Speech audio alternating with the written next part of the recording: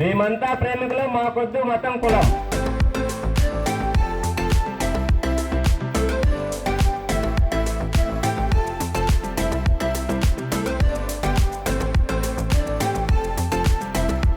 భయం ఏంటంటే పేరెంట్స్కి మిగతా వాళ్ళకి నేనేం సమాధానం చెప్పుకోవాలి. రిలీజన్ అనేది క్యాస్ట్ అనేది ఏది కూడా అవసరం లేదు. మార్పు అప్పటి నుండి ఇప్పటి వరకు ఇంకేమి రాలేదు. ఇప్పుడు కూడా అవే చేసింగ్లు. ఫ్రెండ్స్ చేసుకునేటప్పుడు క్యాస్ట్ ఆర్ రిలీజన్ మధ్యలోకి రాదు. రిజిస్టర్ మ్యారేజ్కి పోతే ఆఫీస్ అక్కడ కూడా సతాయించడం కానీ. మనం కాస్ట్ రిలీజియస్ అనే పదాలని ఓన్లీ డిక్షనరీస్లోనే చూసేలాగా ఉండాలి. इंटरकास्ट मैरिज एक प्रॉब्लम तो है इंडिया में, क्योंकि अभी तक वो मिट्टी तैयार नहीं हुआ है मेरे देश का.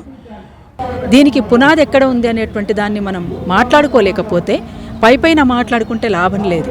ఇది అస్సలు ఇలాంటి వాళ్ళు అయితే అస్సలు పెళ్లి చేసుకోకండి. నేను ఒకటే పళ్ళ గుద్ది మరీ చెప్తా. మీరు కూడా ఆదర్శ వివాహం చేసుకోవడానికి మీరు ఆలోచిస్తున్నారు, ఎట్లా మీరేమనుకుంటున్నారు?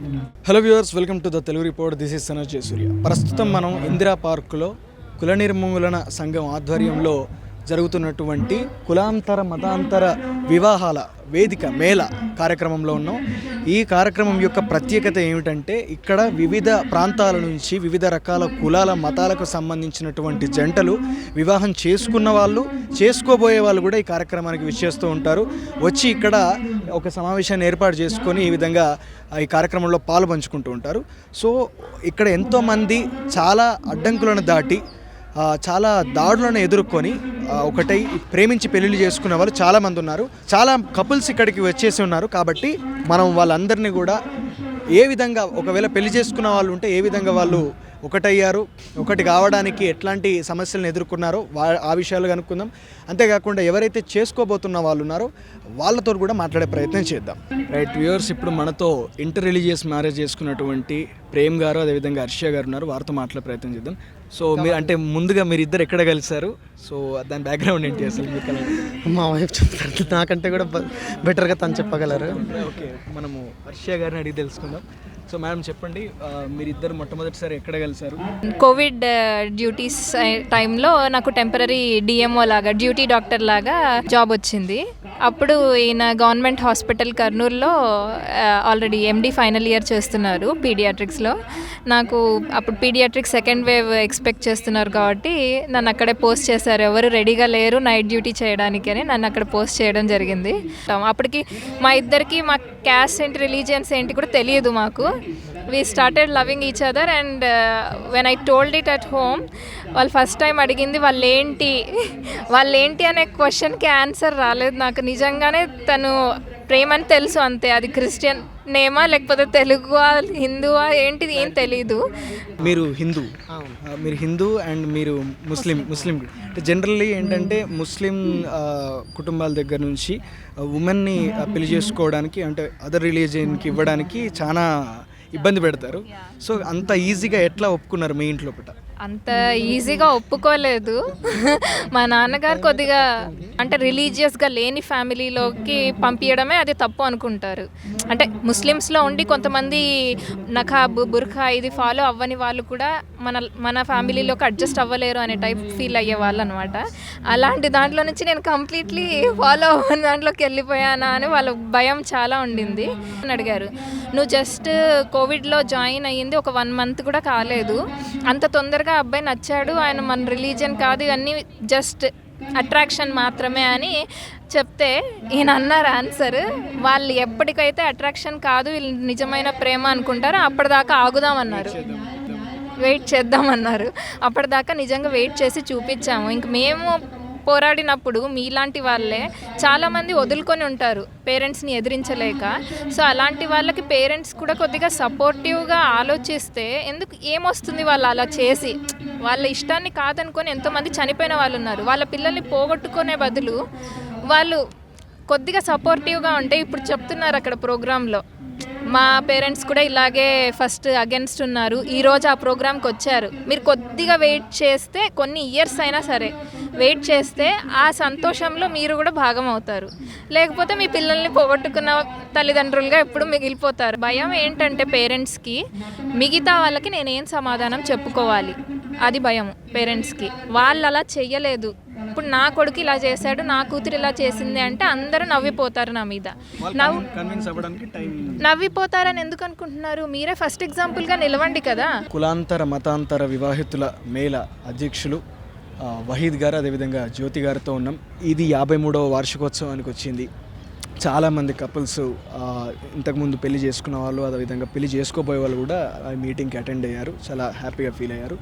సో ఇన్ని సంవత్సరాల జీవితంలో మీది అసలు ఒక ఇంటర్ రిలీజియస్ మ్యారేజ్. సో మీ జర్నీ ఎలా స్టార్ట్ అయింది, ఎలా కలిసారు మీరిద్దరు, మీరు చెప్పండి. దాదాపు 32 సంవత్సరాలు మా పెళ్ళై. ఆ రోజు నుండి ప్రతి సంవత్సరం ఇక్కడ మీటింగ్కి మేము వస్తున్నాము. కాలక్రమేణా తను ఈ సంఘానికి ప్రెసిడెంట్, నేను వైస్ ప్రెసిడెంట్ అయ్యాము. కేవలం పెళ్ళిలే కాదు, ఈ మధ్య జరిగిన బీసీ జనగణనలో కూడా నో క్యాస్ట్ నో రిలీజన్ అనేది మేము తీసుకురాగలిగినాం. అండ్ మీరు 32 సంవత్సరాల నుంచి కుల నిర్మూలన సంఘానికి పనిచేస్తూ అనేక మందిని కలిపి ఉంటారు, అనేక మంది ఆదర్శ వివాహాలు మీరు చేసి ఉంటారు. సో ఈ నేపథ్యం లోపల మీకు ఎట్లాంటి ఏదైనా బెదిరింపులు ఎదుర్కోవడం కానీ, దాడులు ఎదుర్కోవడం కానీ జరిగాయి, మీరు చెప్పండి సార్. ఈ చేసే క్రమంలో అనేక సవాళ్ళు, అంటే అనేక రకాల అనుభవాలు, ఒకదానికొకటి పోలిక ఉండదు. ఇవన్నీ ఎదుర్కోవాల్సి వస్తుంది. అటు తల్లిదండ్రుల నుంచి, ఇటు సమాజం నుంచి, మతవాదుల నుంచి రకరకాల బెదిరింపులు, ఇవన్నీ ఎదుర్కోవడము. అటు పోలీస్ స్టేషన్ వెళ్ళినప్పుడు అక్కడ సహకారం లేకపోవడము, అక్కడ కూడా మళ్ళీ ఒక అమ్మాయికి ఒక తల్లిగానో తండ్రిగానో అన్నగానో అక్కడ ఉన్నటువంటి ఆఫీసర్లు వ్యవహరించడము, ఇటు రిజిస్ట్రేషన్ ఆఫీస్లో ఒక కమర్షియల్ యాక్టివిటీగా దీన్ని చూడడము, అక్కడ కూడా సహకారం సరిగా లేకపోవడం, ఇవన్నీ చాలా ఎప్పటికప్పుడు ప్రతి దాంట్లో ఒక కొత్త రకం సవాళ్ళు ఎదురవుతుంటాయి. దాన్ని అధిగమించుకుంటూ ఇప్పటి వరకు మేము కొన్ని వందల పెళ్ళిళ్ళు చేశాము. ఈ మధ్యన అంటే చేస్తూనే ఉన్నాము. ఇటువంటి అనుభవాల్లో కొన్ని దురహంకారపు హత్యలు కూడా మనం చూస్తున్నాం. రీసెంట్గా ఒకటి నాగమణి హత్య జరిగింది.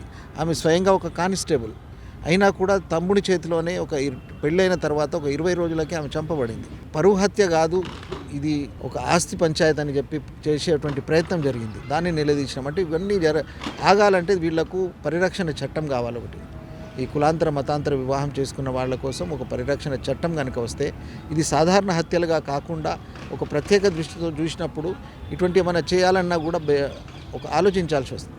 ఎంతమంది పెద్దలు కుదిర్చినటువంటి పెళ్ళిళ్ళు విడాకులకు వస్తున్నాయి, ఎంతమంది ప్రేమ వివాహాలు చేసుకున్న వాళ్ళు వస్తున్నారు. ఆ రేషియో ప్రకారంగా కనుక మీరు చూసుకుంటే మీకు వెంటనే అర్థమైపోతుంది. చాలా ఎక్కువ ఉంటాయి సహజంగానే, ఇక్కడే చాలా అవకాశం తక్కువ ఉంటుంది. ఎవరో ఒకరు అట్లా చేసుకున్నప్పుడు దాన్ని పెద్దగా చూపించడం, పేపర్లో కావచ్చు, టీవీలలో దాన్ని ప్రేమ వివాహం అని స్పెషల్గా దాన్ని మెన్షన్ చేయడము, కారణాలు వేరే ఏదో రకరకాలుగా ఉంటాయి. అది కారణాలు ఎవరికైనా ఉండొచ్చు. అది అంటే మనం చూసే దృష్టిని బట్టి అది కనిపిస్తుంది. అది కేవలం హైదరాబాద్, తెలంగాణ, ఆంధ్ర, తెలుగు రాష్ట్రాల నుంచి కాకుండా వెస్ట్ బెంగాల్ నుంచి కూడా ఒక కపుల్ వచ్చారు. नमस्कार सर, आपका नाम बताइए और किस सामाजिक वर्ग से आते हैं वो बताइए. नमस्कार, मेरा नाम है प्रदीप मंडल, सीरियल कास्ट वर्ग में आता हूँ. प्रदीप मंडल, मंडल मतलब वहाँ के सूढ़ी होते हैं, इसी वर्ग में आते हैं. मेरा नाम है रीना चौधरी, ओबीसी कम्युनिटी में आता हूँ, वो कास्ट नापित है. सर आपका जो इंटरकास्ट मैरिज है वो कितनी तकलीफ थी आपको मैरिड होने के लिए? आप इंटरकास्ट मैरिज एक प्रॉब्लम तो है इंडिया में, क्योंकि अभी तक वो मिट्टी तैयार नहीं हुआ है मेरे देश का. हर प्रांत में, देश के हर गांव में ऐसे ही शादी वगैरह होना चाहिए, ऐसे ही कास्टलेस सोसाइटी होना चाहिए, ऐसे ही टाइटललेस नेम होना चाहिए, जहाँ पर टाइटल नहीं होगा, धर्म नहीं होगा, रिलीजियन नहीं होगा. रिलीजियन के नाम पे जो होता है वो डिस्क्रिमिनेशन, रिलीजियन के नाम पे जो होता है दंगे फसाद, ये सब नहीं होगा अगर सोसाइटी कास्टलेस हो जाए तो. మీరు ఒక సిస్టమేటిక్ క్రిస్టియన్ ఫ్యామిలీ నుంచి వచ్చారు, మీ బ్యాక్గ్రౌండ్. సో ప్రభాకర్ గారు ఒక ఆర్థోడాక్స్ హిందూ అన్నట్టు.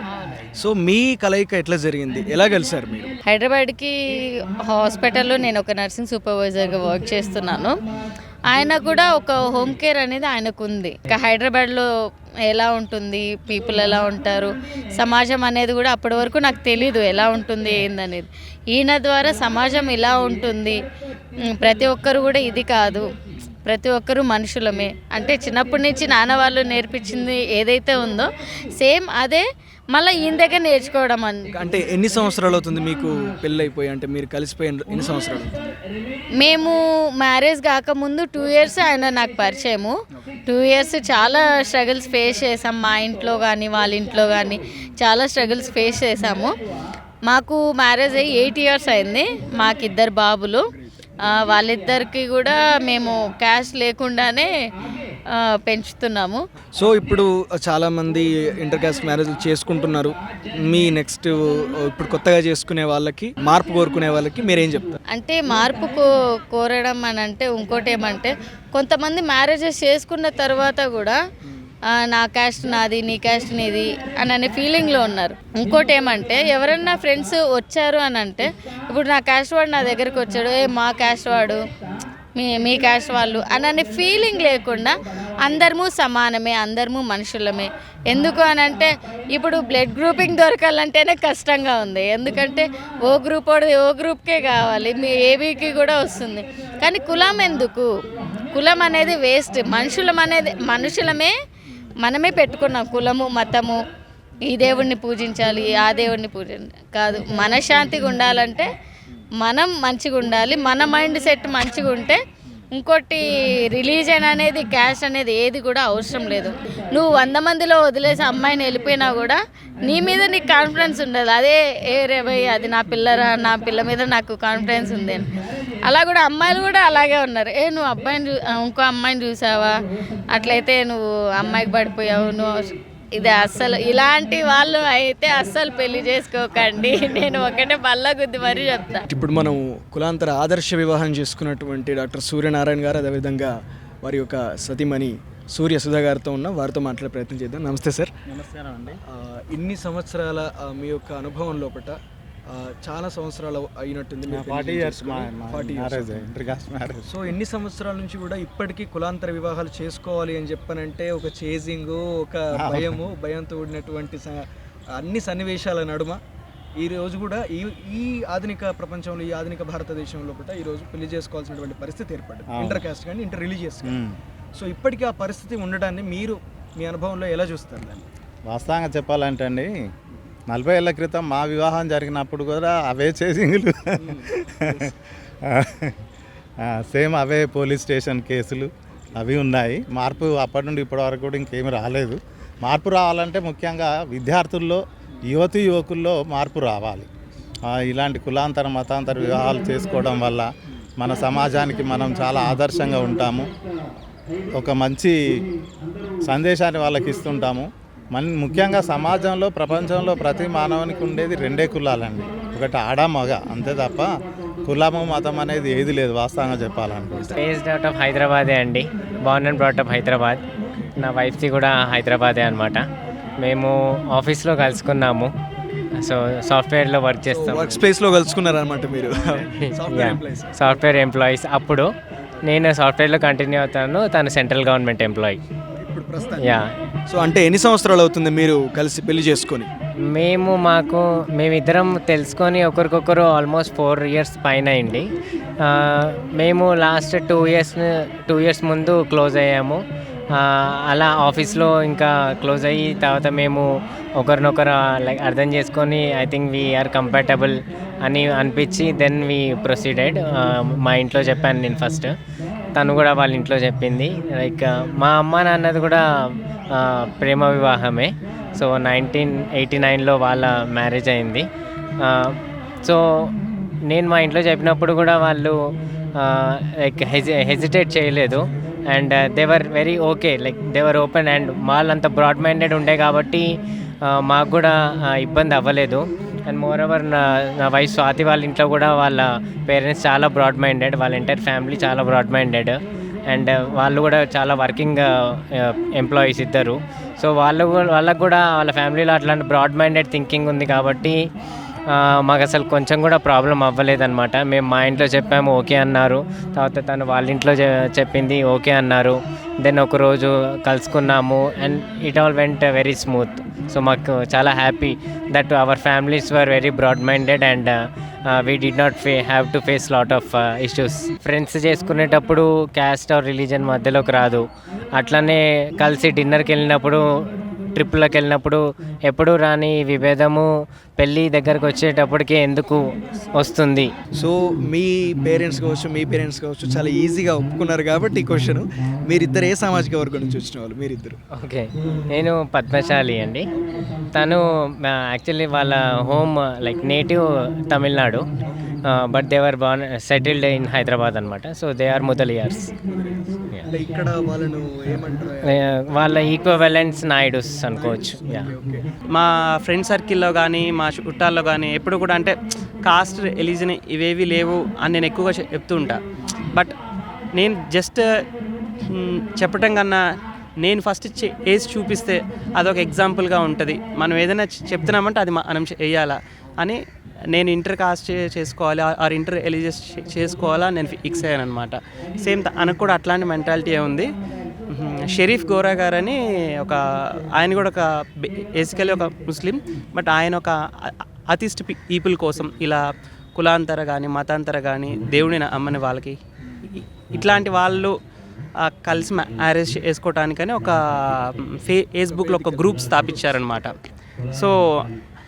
సో అందుకని ఏంటంటే ఇట్లాంటి కైండ్ ఆఫ్ మ్యారేజెస్ని మనం ఎంకరేజ్ చేస్తే అట్లీస్ట్ కొన్ని జనరేషన్స్ తర్వాత అయినా మనం కాస్ట్ రిలీజియస్ అనే పదాలని ఓన్లీ డిక్షనరీస్లోనే చూసేలాగా ఉండాలి. అంతేగాని లేదా ఎక్కడైనా రిజర్వేషన్స్ దగ్గర కానీ ఎక్కడన్నా అలా లిమిటెడ్ అవ్వాలే కానీ బట్ మ్యారేజెస్ దగ్గర మాత్రం ఇలాంటి ఇష్యూస్ ఏవి రాకూడదు. అంటే inter caste marriages, inter religious marriages ఎక్కువ జరగాలి.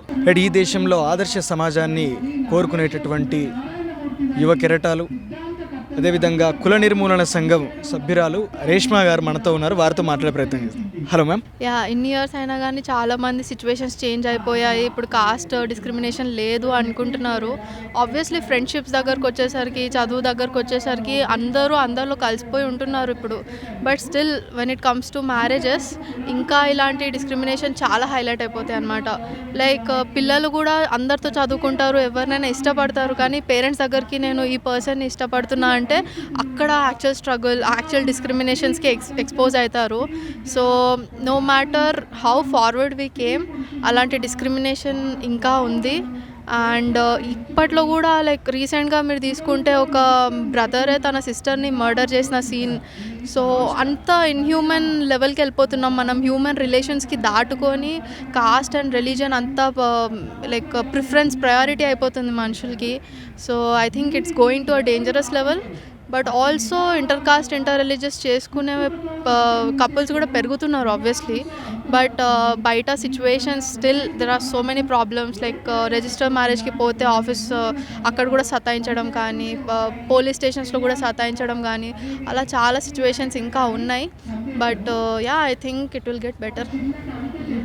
కాస్ట్కి బేస్ ఏంటి అని చెప్పి ఒక అంటే యంగ్ జనరేషన్ లోపల మనం ఆలోచించగలిగే వాళ్ళంగా మీరేమనుకుంటారు? అంటే దీనికి బేస్ ఎక్కడుంది అని చెప్పని ఒక క్వశ్చన్ వచ్చినప్పుడు దానికి మీరేం ఆన్సర్ ఇచ్చుకుంటారు? పేరెంట్స్ కొంచెం కాస్ట్ని, లైక్ నా ఫ్రెండ్ సర్కిల్లో నేను చూసింది ఏంటంటే వాళ్ళు కాస్ట్ని ఎక్కువ ప్రయారిటైజ్ చేసేది because they don't want their culture to go away.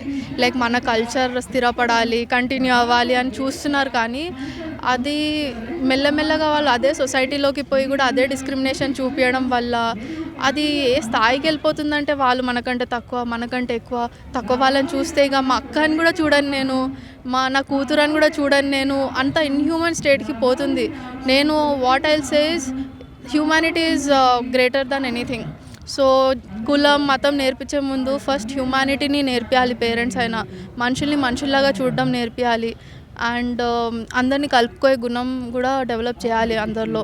So అది ముందుకు పోతే పిల్లలే నేర్చుకుంటారు ఇక అందరితో ఎలా ఉండాలి. సో చాలా వెల్ మెచ్యూర్డ్గా మాట్లాడుతూ ఉన్నారు. సో అంటే మీరు ఎట్లాంటి మ్యారేజ్ చేసుకోబోతూ ఉన్నారు? మీరు సిచ్యువేషన్స్ ప్రకారంగా మీరు ఇంట్లో మీకు అవకాశం ఉండి చేసుకునే మ్యారేజ్కి ఇష్టపడతారా, లేకపోతే మీరు కూడా ఆదర్శ వివాహం చేసుకోవడానికి మీరు ఆలోచిస్తున్నారా? ఎట్లా మీరేమనుకుంటున్నారు? నాకైతే చిన్నప్పటి నుంచి మా పేరెంట్స్ నన్ను ఒకటే నేర్పించింది, లైక్ మనుషుల్ని మనుషుల్లాగా చూడాలి. నేను సెలెక్ట్ చేసుకునే మనిషిని మా పేరెంట్స్, లైక్ మా అక్క పెళ్ళి కూడా అయింది, తను వేరే like different caste, different state person చేసుకున్నారనమాట. సో మా ఇంట్లో చూసేది మనిషి మంచి పర్సనా కాదా అనేసి. కాస్ట్ అండ్ రిలీజన్ మా ఇంట్లో చూడరు. ప్రముఖ సామాజిక కార్యకర్త గుత్తా జ్యోత్స్న గారితో వారితో మాట్లాడే ప్రయత్నించుద్దాం. మేడం నమస్తే. మా ప్రేక్షకుల కోసం మీరు కొంచెం చిరు పరిచయం అంటే నేను ఒక గెజిటెడ్ ఆఫీసర్గా రిటైర్డ్ అయినా మా గవర్నమెంట్ నుంచి. కానీ నేను చాలా కాలం నుంచి ఉద్యోగం చేసేటప్పుడు ఇప్పుడు కూడా సోషల్ సర్వీస్ అంటే నాకు కొద్దిగా చాలా ఇష్టము. స్వతంత్ర పోరాటంలో మా తల్లిదండ్రులు వాళ్ళందరూ కూడా నిమగ్నమైన వాళ్ళు, కుటుంబం అంతా. అయితే విచిత్రం ఏంటంటే నేను ఒక హైబ్రిడ్ విత్తనాన్ని రాసుకున్నాను ఈ పుస్తకంలో. ఎందుకు అని రాసుకున్నానంటే మా తల్లిదండ్రులే కులాంతర వివాహం స్వతంత్రం కంటే ముందు చేసుకున్నారు. అంతేకాకుండా ముహూర్తంలో పెళ్లి చేసుకోకూడదని మా నాన్నగారు అమావాస్య రోజు చేసుకున్నారంట. కానీ ఆ అమావాస్య రోజు పెళ్లి చేసుకున్నా కానీ మేమందరం అన్నదమ్ముళ్ళు, అక్క చెల్లెళ్ళు 6 అయితే అందరం ఆరోగ్యంగా ఉన్నాము. కారణం కుటుంబం నుంచి వచ్చారు. ఎస్, ఆరోగ్యంగా ఉన్నాము అనడానికి కారణం ఏంటి అని అంటే తల్లిదండ్రులే కులాంతర వివాహం చేసుకున్నారు. మా కుటుంబంలో దాదాపు 200 మంది పైన కులాంతర వివాహాలు చేసుకున్నారు. గుత్తా జ్వాల ఉంది కదా, బ్యాడ్మింటన్ ప్లేయరు, అది కూడా వాళ్ళ అమ్మ చైనా, మా తమ్ముడేమో ఇండియన్. మనం ఈ మధ్య చూసాము పోలీస్ కానిస్టేబుల్ అంటే ఆ అమ్మాయి రక్షించబడేటువంటి సమాజం పోయి ఆ అమ్మాయి రక్షించుకోలేకపోయింది. ఎందుకంటే కులాంతర వివాహాన్ని వద్దన్నాడు. ఎవరు వద్దన్నాడు? అసలు వాడికి ఏం హక్కు ఉంది? అన్నకి ఏం కావాలో అది ఏడవాలి, అంతేగాని ఆ పిల్లని చంపే హక్కు ఎలా ఉంటుంది? చాలా దారుణమైన విషయం. కులం మతం లేని స్వాతంత్రం కావాలి. ఇవాళ ఇండిపెండెన్స్ డే కదా, కాబట్టి ఇది బాగుంటుందేమో. పిల్లల నవ్వుల కల్మషం లేని రేపటి సమాజం కావాలి. పిల్లల నవ్వులో ఎంత కల్మషం లేకుండా ఉంటుంది కదా హ్యాపీగా, అలాంటి సమాజం రేపు కావాలి. కులం మతం పునాదులపై నిర్మించిన సమాజం తల్లి కూతురుగా బతకనివ్వదు. ఒకే కుటుంబంలో పెళ్ళిళ్ళు చేసుకున్న వాళ్ళని నిజామాబాద్లో 3 పిల్లలు పుట్టారు, 3 గుడ్డి వాళ్ళు. నేనైతే ఇప్పటికీ నేను ఇది మర్చిపోలేకపోతున్నా, అంత భయంకరంగా ఉండేది. అంటే మేనరికాలు చాలా భయంకరం. ప్రస్తుతం మనం ప్రజా గాయకురాలు విమలక్క గారితో ఉన్నాం. అక్క నమస్తే. మీరు మీ జీవితంలో అనేక రకాలైనటువంటి ప్రగతిశీల ఉద్యమాలు, సామాజిక ఉద్యమాలు నడిపించిన వారు, ముఖ్య పాత్ర పోషించిన వారు, కుల వివక్షకు వ్యతిరేకంగా పోరాటం చేసిన వాళ్ళు. అట్లాంటి సందర్భంలో, అట్లాంటి నేపథ్యంలో ఈ రోజుకి కూడా కుల వివక్షతో, కుల అహంకారంతో దాడులు, హత్యలు ఇంకా పెరిగిపోతున్నటువంటి నేపథ్యం లోపల మీరు ఎట్లాంటి అభిప్రాయాన్ని వ్యక్తం చేస్తారు ప్రస్తుతం? ఇప్పుడు మనం ఇక్కడికంటే కూడా ఇంకా గ్రామాలలోకి పోతే ఇంకా చాలా స్పష్టంగా కనబడుతుంది కులం అనేది. ఊరికి దూరంగా వెలివేయబడ్డట్టుగా ఉండేటువంటి వాడలు కొన్ని ఉంటాయి. ఆ వాడలు మేము కోరుకునేది ఏంటంటే, అందుకని మేము బహుజన బతుకమ్మ ద్వారా అది కూడా ప్రచారం చేస్తున్నాం. ఒకవైపున వనరుల విధ్వంసం ఎట్లా కొనసాగుతుంది అనేటువంటిది ఒకటైతే, ఇంకొక వైపున కులం పేరుతో, మతం పేరుతో ఏ రకంగా హింసిస్తున్నారు, ఏ రకంగా అణిచివేతకు గురి చేస్తున్నారు అనేటువంటి దాన్ని కూడా మేము చాలా స్పష్టంగా చెప్పాం. అందుకనే వెలివాడలు, ఊరువాడలు కావాలని ఒక నినాదాన్ని మోసుకొని కూడా ముందుకు సాగుతున్నాం. అందుకోసం ఇవాళ మనం మాట్లాడుకోవాల్సింది ఏంటంటే, ఇవాళ ఉన్నటువంటి పౌర సమాజం అంతా కూడా ముఖ్యంగా యువత మీద ప్రధానమైనటువంటి బాధ్యత ఉన్నది. కులాల పేరుతోటి, మతాల పేరుతోటి ఎట్లా ఏ రకమైనటువంటి దాడులు చేస్తున్నారు, ఎంత ఘోరమైనటువంటి హింసను కొనసాగిస్తున్నారు, దీనికి పునాది ఎక్కడ ఉంది అనేటువంటి దాన్ని మనం మాట్లాడుకోలేకపోతే పైపైన మాట్లాడుకుంటే లాభం లేదు. అందుకోసమే కింది స్థాయి దాకా వెళ్ళాలి, ఒక ప్రచారాన్ని కొనసాగించాల్సినటువంటి అవసరం ఉన్నది. ఎక్కడైనా కులాన్ని వ్యతిరేకించో, మతాన్ని వ్యతిరేకించో పెళ్ళిళ్ళు చేసుకుంటే వెంటాడి వేటాడి చంపుతున్నారు. కానీ అందుకనే అట్లాంటి జంటలకి రక్షణనివ్వడానికే కుల నిర్మూలన సంఘం ఒక ప్రయత్నం చేస్తూ ఉంది. వర్ధిల్లాలి కులాంతర మతాంతర పెళ్లిళ్ళు, వర్ధిల్లాలి కట్న కానుకలు లేని పెళ్లిళ్ళు, వర్ధిల్లాలి హెచ్చు తగ్గులు లేని పెళ్లిళ్ళు, వర్ధిల్లాలి ముహూర్తాలు పాస్టర్లు లేని పెళ్లిళ్ళు, వర్ధిల్లాలి జాతకాలతో పని లేని పెళ్లిళ్ళు, వర్ధిల్లాలి మనిషిని మనిషి గౌరవించే పెళ్లిళ్ళు, వర్ధిల్లాలి కులాంతర మతాంతర పెళ్లిళ్ళు, వర్ధిల్లాలి దండల పెళ్లిళ్ళు. మేమంతా ప్రేమికులం, మాకొద్దు మతం కులం. మేమంతా ప్రేమికులం, మేమంతా